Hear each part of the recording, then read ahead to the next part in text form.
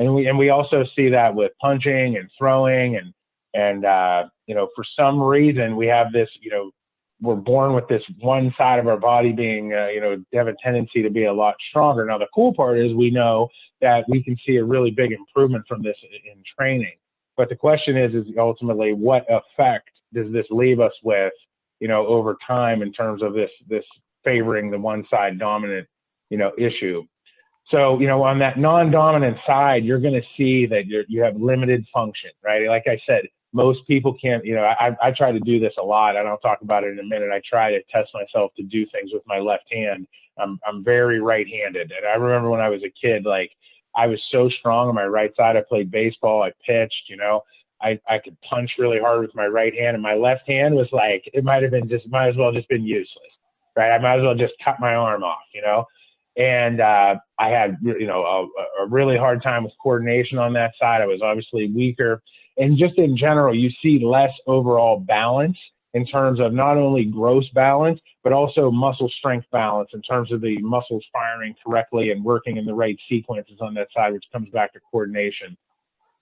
And then we see basically the opposite side, on the dominant side. We see this, you know, I prefer to use my right hand for everything. You'll see people that do this where, you know, they don't even think about it. They use their right hand for everything, or their dominant hand for everything.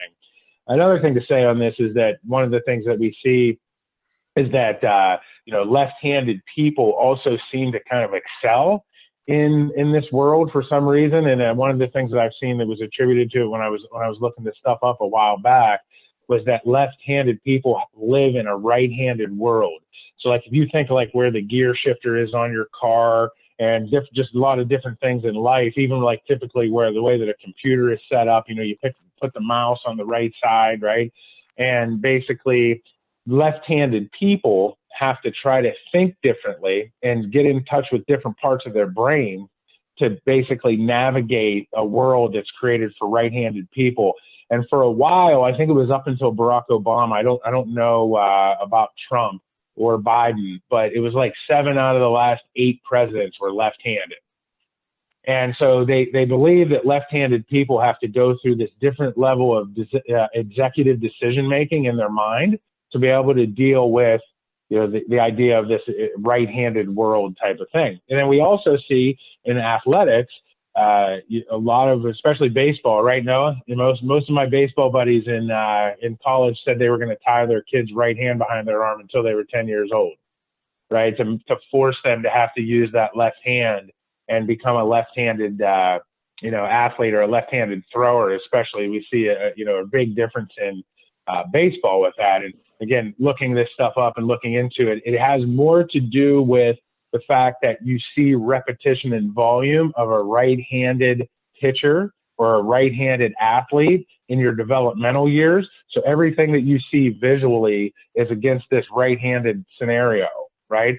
Then so when you get used to that and you get better at it, and then when you have to go against a left-handed scenario, you're not used to seeing those angles. So your reaction time, the way that you pick everything up visually, is off, right? So and this comes back up, I skipped the first bullet point, you know, is this idea of integration versus differentiation. In the book Flow, which I would really push you guys to read if you never had, it's one of my favorites.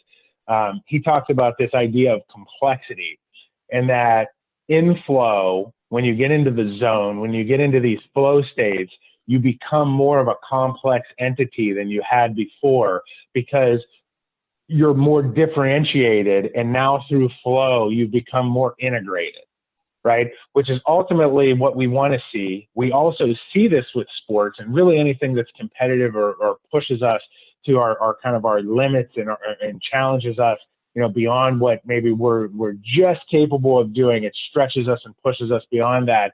We see this kind of bringing back to where we have to integrate these differentiated parts of our systems to be able to execute and complete those tasks, right? So as you go along with sports, the really interesting thing, especially as you get up the levels, is that you can't favor one side of the body too much, right? And so then the question becomes is how much is too much on some level? We know that everybody's going to have this kind of I keep wanting to say right-handed. It's funny because it's the dominant side. It's not right-handed. It's obviously my bias, right? And, most people want to go towards their dominant side. Again, it becomes a choice on some level to go that way. But in sports, it's really easy for athletes, especially at a higher competitive level, to pick up on that, especially when you have a defender, offense, defense type of situation, or even in sports where, you have a single participation type of situation. If you have a weakness where you can't use one side of your body or one limb as effectively, the athlete that's able to use both sides of the body and coordinate all four limbs, like we've talked before, is going to have a competitive advantage. So eventually it becomes a big weeder outer, right? That it becomes a big issue and you're not able to, basically continue on with that competitive advantage. And we also see a huge, advantage with that with hand-eye coordination as well, right? So, but again, I think one of the things to hit on with this topic or this bullet point right here, especially, is these things are trainable, right? So we see them over time that these characteristics of the dominant side eventually kind of equal out, or you get left behind type of thing, right? So, and coming back to palpation too, this is as a physical therapist or a trainer, if you're going to get